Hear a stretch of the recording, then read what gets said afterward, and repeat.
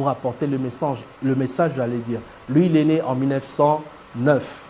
Et à part ça, il va dire que dans ses citations, que l'âge de la Odyssée sera le plus court.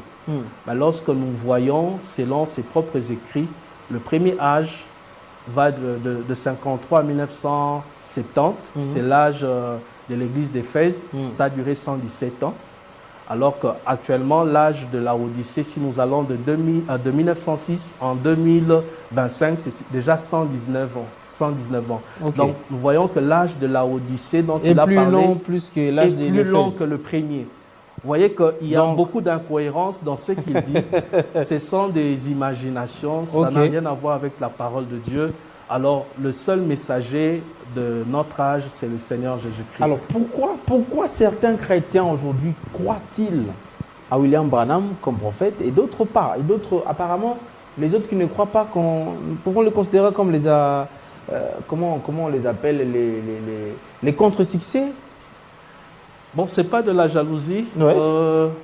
Je l'ai dit la fois passée, William Marion Branham était un appelé de Dieu. Moi, je crois que c'était un grand évangéliste, mais il n'est pas resté dans son couloir, dans son appel en tant qu'évangéliste. Et il a voulu devenir prophète, il a voulu devenir enseignant, et il a commencé à ajouter des choses dans la parole.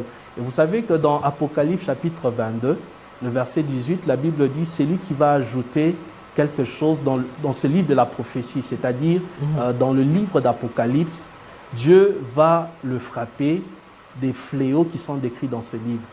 Et lorsque William Marion Branham, le frère Branham, parle des 7 âges de l'Église, alors que nulle part dans Apocalypse on parle de 7 âges de l'Église, il a ajouté. Et après avoir ajouté, c'est ce qui lui est arrivé. Donc si vous étudiez son histoire, vous allez comprendre qu'il est mort par accident. Et 2 ans avant sa mort, un prophète, Kenneth Hagin, avait prophétisé sur sa mort.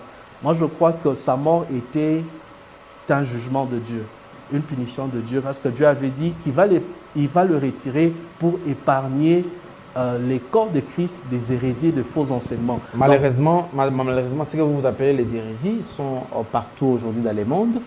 Il y a des gens qui croient, et de toutes les races, de toutes les nations, ils croient sincèrement de cela. Mais est-ce que Dieu va laisser encore un peuple se perdre comme ça pendant aussi très longtemps?